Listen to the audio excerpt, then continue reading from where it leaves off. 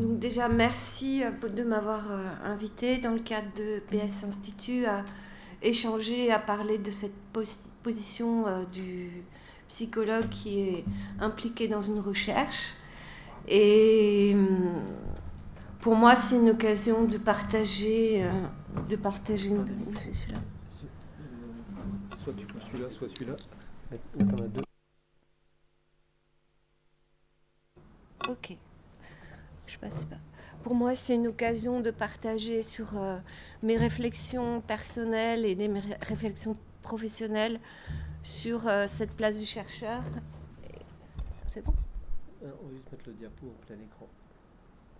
Et le fait d'avoir déjà entendu le cadre de la systémie et le cadre de la recherche-action, forcément, ça fait écho à mes questions, mes réflexions que j'ai envie de partager avec vous sur cette place du chercheur, lorsque soi-même on est déjà dans une posture d'observation en tant que psychologue, parce que c'est inhérent à notre profession, comme ça a été évoqué, c'est impossible d'être seulement quelqu'un qui observe ou qui cherche, mais on est toujours impliqué dans le système qu'on est en train d'étudier.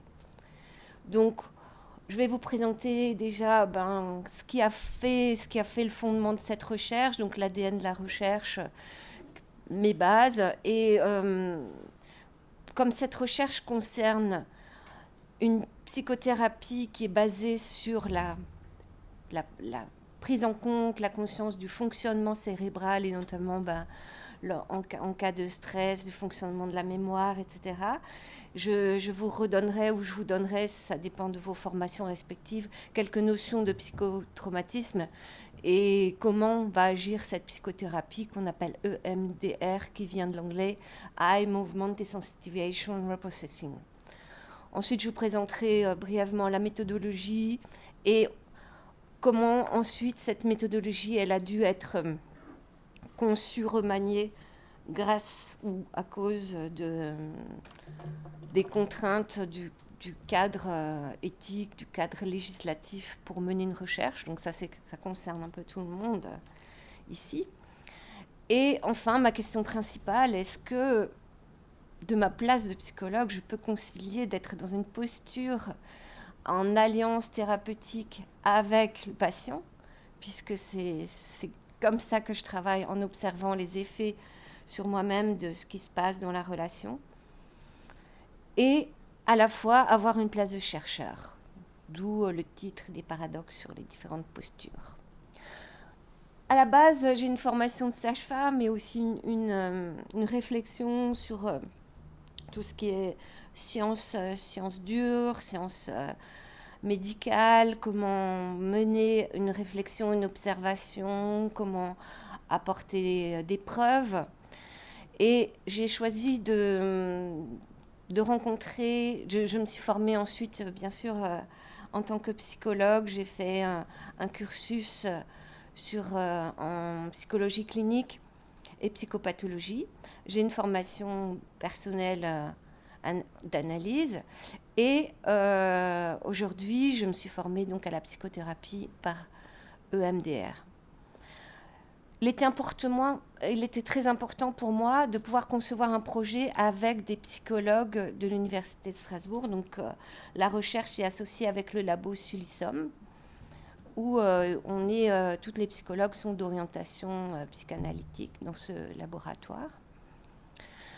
Et mon rôle a été, ou est plutôt encore en cours, dans cette recherche, non seulement j'ai participé à la conception, mais c'est moi, la psychothérapeute, qui vais rencontrer les patientes et opérer avec elles la psychothérapie EMDR basée sur l'approche du traitement adaptatif de l'information, c'est-à-dire que on considère qu'il y a des informations qui n'ont pas pu être engrangées ou pas pu être intégrées au niveau de l'appareil psychique, au niveau cérébral, et que cette méthode va tenter de débloquer, entre guillemets, les réseaux, les fameuses connexions, donc pour permettre d'accéder à une mentalisation et une élaboration. Je vais aussi, dans cette recherche, être participante à l'analyse des entretiens. Donc, je vais reprendre ma casquette de chercheur pour participer à l'analyse qualitative et quantitative des informations, des effets qu'on aura sur cet impact de la thérapie. La recherche, on l'a appelée ACT, de accouchement, choc, traumatisme, élaboration, subjectivité. Pourquoi accouchement choc? Parce que accouchement choc, c'est comme un choc révélateur, mais probablement révélateur d'un traumatisme antérieur. C'est comme un réveil de quelque chose qui a déjà été actif chez la personne, qui est déjà engrangé. Et ça m'intéressait de travailler sur l'accouchement, parce que dans mon expérience professionnelle de sage-femme, j'ai été confrontée à voir sur le terrain des dépressions, soit très très graves, où la personne a une dissociation et vit une psychose puerpérale, mais aussi beaucoup de personnes qui ont une dépression du postpartum et qui ne sont plus aptes à rentrer en relation avec le nouveau-né, et qui ont des grosses difficultés, qui ont des impacts dans la vie future, relationnelle pour elles-mêmes et pour la relation d'attachement avec l'enfant. Donc ces effets, il y a de nombreuses études qui le prouvent. La période dépressive suite à un accouchement pour certaines femmes peut se mesurer, peut se quantifier, mais elle est vraiment complètement sous-évaluée. Quand on fait l'accord des études sur les dépressions postpartum, on arrive des chiffres entre 1,7 et 9% des femmes qui développeraient une dépression, ou là plus précisément un trouble de stress post-traumatique. Donc c'est vraiment, est-ce que les critères étaient les mêmes, comment on évalue ces troubles, comment ils ont été mesurés selon les différentes études. Ça pose la question de est-ce qu'on doit objectiver ce qu'on est en train d'observer? Est-ce que l'interprétation des équipes de recherche est majeure par rapport à l'objet de la recherche? En tout cas, les chiffres sont très différents. Et depuis septembre 2019, il y a eu une volonté, puisque c'est considéré maintenant comme un problème de santé publique, de mener vraiment une grosse enquête, une grosse recherche sur les 1000 premiers jours de l'enfant, qui a réuni différents chercheurs. Ils viennent de rendre leur avis là, le 4 novembre. Et pour eux, il y a 15% des femmes qui vivent une dépression après une naissance, avec toutes les conséquences délétères sur les relations mère-enfant, sur les relations de la femme avec son entourage. Donc ça me conforte dans cette voie, parce que j'ai toujours un souci d'application de la recherche sur le terrain, même si maintenant ma posture est plus de m'intéresser à la recherche fondamentale. Je ne pourrais pas m'engager dans un projet sans que derrière, il y ait une motivation qui soit une motivation d'application, une motivation d'aide sur le terrain. Structurellement, ça fait partie de mes valeurs, de ma formation, que d'être dans un objectif d'aide, de transformation à ma mesure. Voilà. Donc, comment fonctionne le psychotraumatisme? Alors, face à une peur, on a tous le même schéma, si vous voulez, de réaction. Eh bien, on résume ça par les 3 F, c'est-à-dire soit on est freeze, figé, c'est la sidération, c'est le plus souvent la réaction lorsqu'on a peur. On ne réfléchit plus, on est stressé et on est complètement sans capacité de réflexion, de raisonnement. Ou bien, on peut être dans la fuite, on esquive. On ne voit pas le problème, on est dans le déni. On est ailleurs, quoi. Ou on se dissocie, on devient autre, on ne voit pas la situation dans laquelle on est. Ce n'est pas du tout une intention de réaction, c'est vraiment quelque chose qui se met en place malgré nous au niveau psychique. Et le troisième F, ne se traduit pas F en français, c'est le fight, le combat, la colère. C'est quand on devient hyper agressif, on est en hyper vigilance et on a une hyper susceptibilité, une hyper vigilance. On a même une agressivité envers soi-même. On a des comportements autodestructeurs, on a des attitudes disproportionnées. Et souvent, les femmes qui vivent cela, je parle des femmes parce que je travaille avec des femmes principalement, s'étonnent et s'en veulent d'avoir des réactions aussi impulsives et agressives. Et elles se surprennent à avoir de la haine contre même leur nouveau-né, même si ça a été complètement théorisé par les psychanalystes qui considèrent que voilà, il y a beaucoup de raisons, on a quantifié 18 raisons de haïr son nouveau-né, mais là, lorsque la femme a vécu un stress, elle est dans une hyper agressivité qu'elle ne contrôle pas. Donc, comment ça se passe physiologiquement ? Schématiquement, peut-être certains d'entre vous seront encore plus capables que moi de l'expliquer.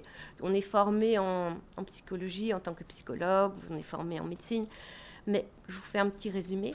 En fait, je pourrais me baser d'ailleurs sur le schéma qu'avait présenté Serge ce matin sur les différents connecteurs. Tac, il y a les connexions au niveau cérébral qui conduisent l'information. Et là, lors d'un stress intense, il y a un shunt et les informations n'arrivent plus au niveau cortical, au niveau de la raison, au niveau de l'analyse. Elles restent en circuit fermé dans le cerveau limbique. Et là, on touche au niveau de l'amygdale, cette structure qui est responsable de sécréter du cortisol, c'est l'hormone du stress. Et la personne est tout le temps imprégnée d'une certaine émotion, moi aussi un petit peu là, parce que prendre la parole en public, ça me stresse.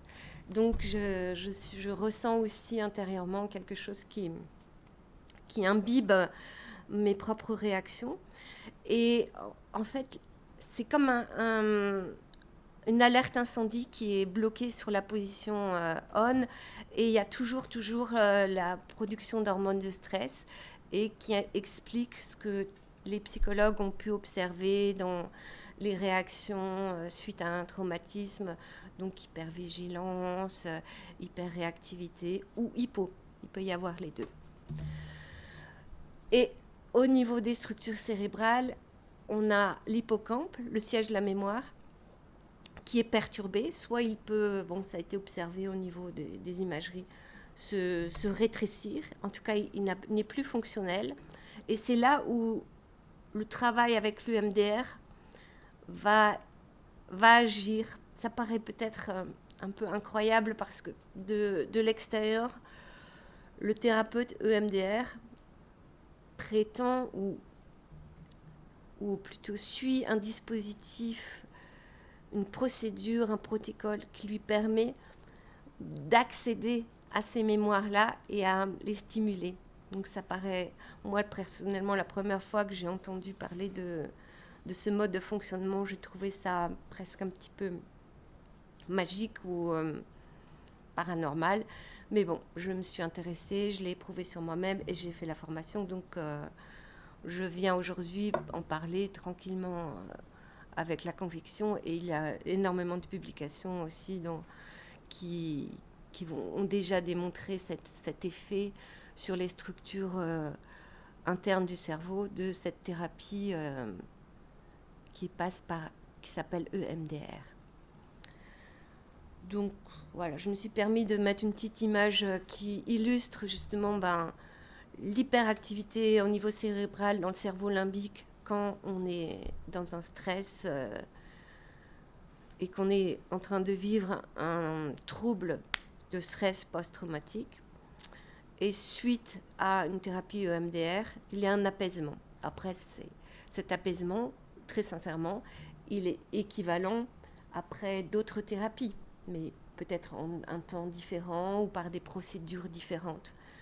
c'est parce que effectivement l'activité au niveau cérébral, elle peut effectivement être complètement réaménagée, modifiée par l'emploi d'autres circuits. Donc c'était intéressant juste pour vous illustrer comment ça peut fonctionner. Alors comment ça a été trouvé cette méthode, ça paraît incroyable, mais la fondatrice de cette méthode, c'est Francine Shapiro, une américaine qui elle-même était déjà chercheure et elle était préoccupée par des pensées et des idées. Elle se promenait dans un parc et la légende dit qu'elle regardait les écureuils sauter de droite à gauche, de gauche à droite. Et bizarrement, à la fin de cette promenade où elle alternait ses mouvements des yeux, elle alternait sa marche, le sujet qui la préoccupait ne la mettait plus dans un état de stress aussi intense qu'au début. Donc elle a commencé à rechercher, à faire des expérimentations par la preuve, sa thèse de psychologie basée sur la mise en expérimentation, la répétition d'expériences de stress. Ensuite, ça a été validé, ça a été utilisé pour aider les vétérans du Vietnam qui avaient des flashbacks de scènes traumatiques qui ont pu être apaisés par cette méthode, aussi pour les soldats en Syrie. Enfin, il y a eu beaucoup d'applications aussi après des attentats. Donc c'est vraiment aujourd'hui avéré, on n'a plus besoin de le prouver, comme une thérapie qui a un impact sur le trouble de stress post-traumatique. Moi, ce qui m'intéressait, c'est de voir si ça peut effectivement aider les patientes, les femmes qui ont eu un accouchement et qui sont dans un état de stress post-traumatique. Donc, ce projet ACT qu'on a mené donc avec les collègues du laboratoire Sulissom a eu pour objectif d'améliorer de manière plus globale la prise en charge psychothérapeutique des patients qui ont vécu de manière traumatique leur accouchement. Donc nos hypothèses qu'on a marquées dans ce projet, c'était que effectivement cette thérapie EMDR permet l'apaisement émotionnel immédiat. Bon, ça semblait logique par rapport à tout ce qui a déjà été fait. La deuxième hypothèse, c'était que ce stress diminue et permet de remettre en mouvement cette mémoire et d'inscrire cet événement dans leur histoire. Et troisième point, on voulait tester, pour ça qu'on a prévu une étude plus longue, si cet apaisement émotionnel pouvait être durable, si ce n'était pas qu'un émoussement des symptômes. Donc dans cette méthode, on avait visé une quinzaine de patientes recrutées par les collègues qui travaillent au pôle universitaire de Strasbourg, des hôpitaux universitaires de Strasbourg, qui ont au moins 3 critères correspondant à ce qui peut définir l'accouchement vécu de manière traumatique. Que ce soit des souvenirs envahissements, une dépréciation, une peur de mourir, une impossibilité de s'occuper de l'enfant et beaucoup de larmes. Dans les 2 premières phases de l'étude, donc on a conçu bien sûr les formulaires de consentement, les fiches d'information. On a prévu, puisque c'était moi qui ai le rôle de faire les prises en charge, l'accord des enregistrements audio, la construction de la relation avec la patiente et les phases qui visent vraiment à évaluer les hypothèses qu'on a mises en place. On a prévu 4 temps d'évaluation à 1 mois, 6 mois, 12 mois, 18 mois pour permettre de tester dans la durée avec des échelles. L'échelle sud, ça permet à la patiente d'évaluer elle-même le stress qu'elle ressent quand elle évoque l'accouchement. Le PCL5, c'est une échelle validée qui a 20 items sur le trouble de stress post-traumatique, avec une cotation qui mesure dans quel niveau on est. Et enfin, l'échelle d'Édimbourg qui mesure la dépression du postpartum. Donc, ce sont un peu les mêmes protocoles sur les 4 temps. Les entretiens, bien sûr, sont anonymisés, décryptés, ensuite pour être réanalysés par les chercheurs du labo Sulissom. Les questions, puisque c'est la question principale que je suis venue exposer et échanger avec vous, c'est c'est quoi la valeur quel est le cadre de la recherche sur la personne humaine? Et est-ce que, en tant que psychologue clinicienne, je suis vraiment responsable de ma pratique quand je participe à une recherche? Et est-ce qu'en tant que chercheur, c'est moi-même qui suis, comme c'est marqué dans le code de déontologie, responsable de mon cadre éthique ou non? Alors, les recherches sur la personne humaine, si on se fie à la loi Jardé qui s'occupe des recherches de bioéthique, elles obéissent à 3 critères. Soit c'est une intervention sur la personne qui est non justifiée par sa prise en charge, auquel cas il faut l'accord d'un comité de protection des personnes. Soit c'est une recherche qui comporte des risques ou des contraintes minimes. Soit c'est une recherche non interventionnelle, prospective, sans axe supplémentaire. Donc nous, je pense que par rapport à ce qu'on a entendu ce matin, on peut considérer que notre recherche est plutôt critère 3. Elle est non interventionnelle. Elle serait plutôt dans... Est-ce que non interventionnel veut dire observationnel? Ça, je ne sais pas. À nous d'en débattre. Parce que l'observation, c'est encore une autre question. Qu'est-ce qu'on observe? Est-ce qu'on observe la patiente? Est-ce qu'on observe les effets de la thérapie? Est-ce qu'on observe le thérapeute qui est en train de travailler? Donc, c'est une question qui reste ouverte, à laquelle je suis contente de pouvoir débattre avec vous. En tout cas, nous avons présenté notre projet au comité pour la recherche de l'Université de Strasbourg, qui nous a fait des renvois pour nous aider à vraiment rester dans la question le cadre des recherches non interventionnelles. Parce que, en fait, le comité de la recherche lui-même ne peut traiter, ne peut certifier que des recherches non interventionnelles. Parce que si on va dans les recherches critères 2 ou 1, eh bien là, on doit passer par une autre instance qui va demander le passage par un comité de protection des personnes. Ce qu'ils nous ont demandé, donc, c'est que ce soit la même personne, la même psychologue qui garde le suivi des entretiens aux différents temps, donc une chercheure différente de celle qui fait la thérapie, mais qui soit toujours la même sur les 18 mois de la durée de l'étude. Elle fait les 4 temps d'évaluation pour éviter qu'il y ait une nouvelle mise en relation et éviter des biais supplémentaires et respecter la relation avec la patiente. Ensuite, donc, il était important aussi que nous précisions qu'en cas de révélation d'une souffrance psychique au moment de ces évaluations, cette psychologue-chercheur soit en capacité d'adresser la patiente à une autre psychologue qui puisse la prendre en charge. Et enfin, une condition aussi, c'était que les chercheurs qui accèdent aux entretiens ne voient ni des visios, ni des entretiens audio, mais accèdent aux entretiens retranscrits. Donc, on peut considérer que sur les 3 échelles, les 3 hypothèses dont je vous parlais, il y a la première, est-ce que l'utilisation de la thérapie permet un apaisement immédiat? Ça va être nos échelles qui nous permettront d'y répondre. Mais pour l'hypothèse 2, est-ce que la symptomatologie liée aux troubles de stress post-traumatique diminue après les séances de EMDR? Il va être très important de ne pas se cantonner uniquement aux échelles, bien qu'il y ait beaucoup de publications qui soient dans les corps de référence scientifiques qui soient uniquement basées sur les échelles. On a tenu à rajouter l'analyse des discours, et de même pour s'assurer, pour vérifier si l'apaisement émotionnel est durable, l'analyse du discours est primordiale, et on conjugue avec les échelles entre les temps d'observation. Observer en psychologie clinique, eh bien, on l'a abordé, il est important qu'il y ait théoriquement une frontière entre l'observeur et l'observé.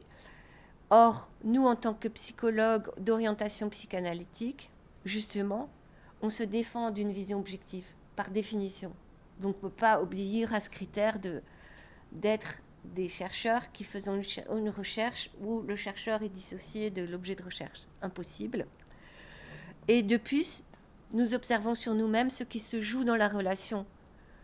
Donc, on est déjà le filtre de la recherche par notre posture. Alors, est-ce que finalement, le psychologue qui s'observe, est-ce que c'est un paradoxe d'être obligé de passer par sa propre observation ? Est-ce que ça nous met en difficulté ? Est-ce que du coup, notre recherche ne rentre pas dans les critères scientifiques ? Ou au contraire, c'est un outil ? Comme de toute façon, la réalité inconsciente, elle n'est discernable que justement par cet effet feedback sur nous-mêmes, c'est incontournable. Le psychologue-chercheur passe par l'observation des impacts sur lui-même. Ça fait partie de l'étude.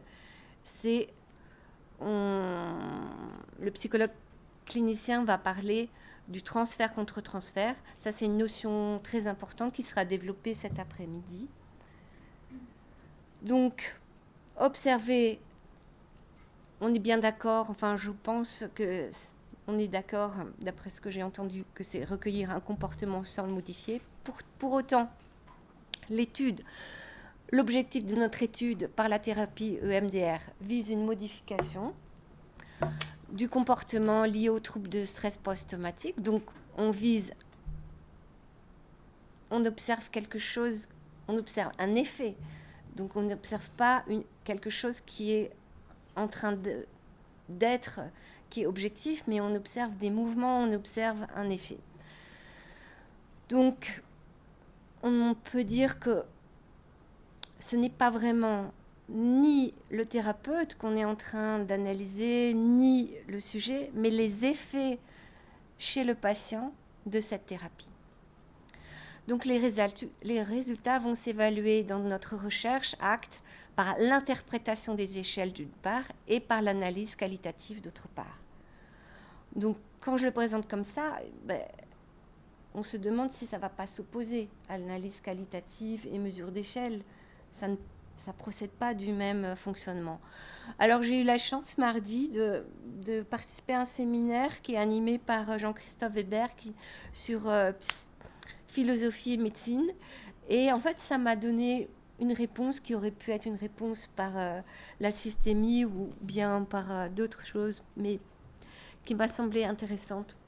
Je bois juste un verre.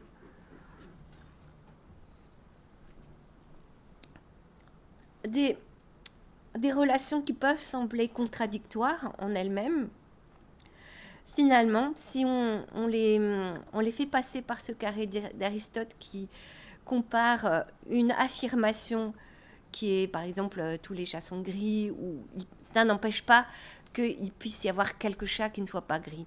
Et nous, là où ça m'intéresse aujourd'hui, c'est de se dire, une représentation ou une perception d'un sujet dans son environnement est unique, donc on ne pourra pas passer par le filtre des évaluations objectives. Eh bien, finalement, ce n'est pas contradictoire parce que dans une question universelle, le fait que la représentation soit modifiable, ce n'est pas incompatible avec le fait que ce soit unique. Ce n'est pas parce que le cheminement, le processus de pensée, le processus d'adaptation du sujet X va rester unique qu'on ne peut pas étudier qu'il y a une modification de son processus d'adaptation. Et pour illustrer, je peux vous parler de l'histoire de Rose très rapidement. Rose, c'est une patiente que j'ai rencontrée au tout début de ma formation en EMDR. Une patiente dans un état quasi de transe, très très mal. De suite, l'équipe m'a appelée. Et j'ai appliqué mon protocole d'apaisement EMDR qui est prévu dans les situations d'urgence de troubles de stress post-traumatique. Très vite, il y a eu association avec la mémoire qu'elle avait complètement occultée, qu'elle avait déjà fait une embolie quand elle était sur la plage en tant que jeune fille, jeune étudiante, infirmière. Et ce qu'elle a vécu physiquement pendant cet accouchement, c'était les mêmes signaux physiques.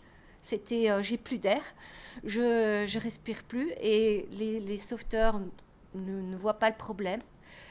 Et donc, elle était en panique complète et c'était resté après son accouchement. Et la thérapie EMDR, la prise en charge en une séance, l'a complètement apaisée. Une deuxième séance a confirmé. Elle était complètement adepte. Et moi, j'étais vraiment confortée dans ma formation de EMDRiste. Waouh, cas d'école. Elle me recontacte 2 ans après en me disant il faut que je vous voie parce que là je viens d'être hospitalisée pour un épisode infectieux et j'ai revécu toutes les mémoires de cette embolie et de ce stress et je ne suis pas en paix, et donc j'étais déjà en phase de transformation, de changement puisque j'ai quitté ma fonction de psychologue dans l'hôpital pour devenir chercheur. Je lui ai proposé donc de rentrer dans l'étude ACT. Et nous avons commencé un retraitement de ces souvenirs sources. Et c'est pour vous dire qu'il y avait des événements antérieurs que j'avais complètement... Je m'étais laissée subjuguer par l'effet magique de cette réactivation des mémoires qui donnait une clé. Et il y avait d'autres événements liés au tabac et liés au décès de son grand-père que nous avons pu retravailler, mais pas en 2 séances, mais en plusieurs séances. Donc, c'est pour vous dire qu'il y a, grâce au fait que ce soit des psychologues qui travaillent en EMDR, une adaptation de la psychothérapie EMDR et qu'il est important de ne pas se laisser subjuguer par l'effet rapide et immédiat de cette thérapie. Ça m'amène à terminer avec la question de la pertinence d'une pratique en EMDR pour une psychologue d'orientation analytique, puisqu'en fait c'était le moteur de ma question. En me posant les questions sur les paradoxes des postures dans la recherche, c'était ma propre posture que j'interrogeais. Et pour répondre à la question, est-ce que le psychologue est responsable de sa pratique ? Oui, et c'est pour cela que je ne renie pas mon intérêt pour la neurobiologie, pour le fonctionnement cérébral qui aide à ma pratique de psychologue. Et ce qui me conforte aussi dans ce positionnement, c'est l'adresse que me font aujourd'hui des collègues psychologues et certains psychiatres pour justement retraiter, aider des personnes qui sont bloquées suite à un traumatisme.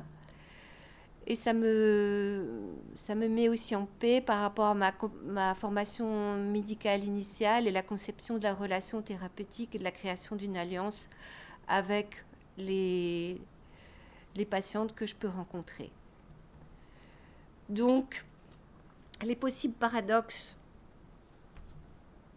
apparaissent comme une confirmation de cette posture spécifique d'observateur observé, d'observation de ses propres actions. Le cadre législatif nous dicte à tous chercheurs une éthique normée sur un mode correspondant à celui de la recherche biomédicale. Et donc, on ne peut pas considérer que le psychologue est responsable de son éthique, puisqu'il doit obéir à un agrément. Et finalement, cet agrément, on peut se dire qu'il nous ouvre un pass vers la possibilité de publier, de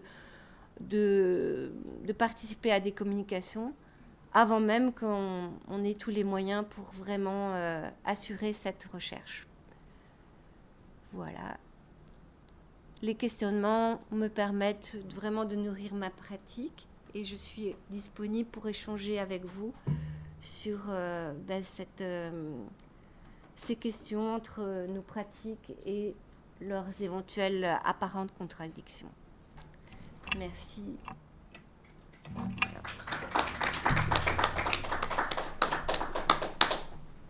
Alors, on va juste prendre là d'éventuelles questions de précision.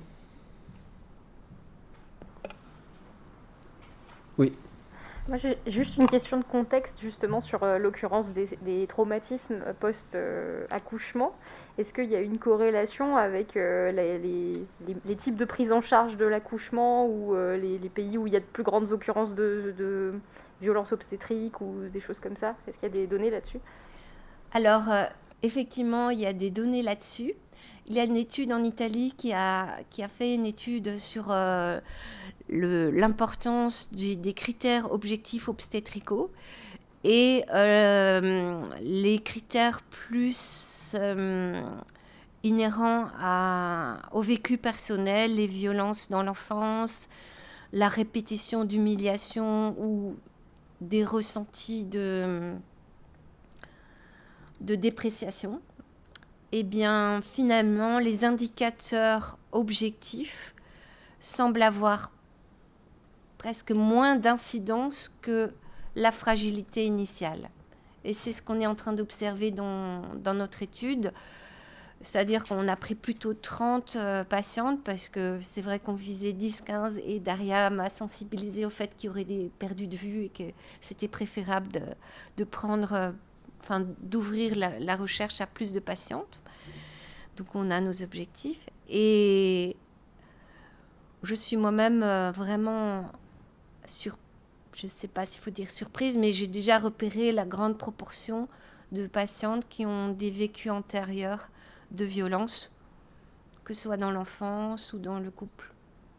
Mais on a évidemment comme critère objectif l'accouchement, les césariennes en urgence et ressort dans les entretiens le sentiment d'avoir été humilié ou d'avoir été considéré comme un objet, énormément. Il y a 2 patientes qui ont utilisé le vocable violence obstétricale, mais pour l'instant, à ce jour, les autres patientes ne l'ont pas formulé ainsi. Ouais.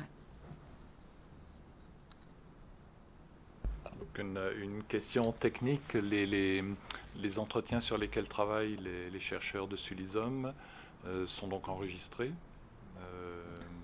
et donc les personnes que tu reçois, toi, et donc que tu accompagnes en EMDR, savent qu'elles sont enregistrées. Oui, je demande l'accord pour les personnes que je reçois. S'il y en a qui ne veulent pas, on accepte aussi qu'il y aura des choses qui vont échapper de toute façon. Puisque ce qui va être important, c'est aussi mon feedback, mon propre retour. Et le plus gros de l'objectif de l'étude, c'est y a-t-il un effet? Donc c'est cette mesure dans le temps. Ce qui me semble essentiel, c'est d'avoir le discours initial, ce qu'elle dit de cette naissance au départ, et les temps d'évaluation. Parce que finalement, la thérapie, elle va passer par tellement de détours et je vois maintenant le schéma de la spirale que tu as réalisé, de retour sur des choses qui ne semblent avoir aucun rapport, que c'est un labyrinthe.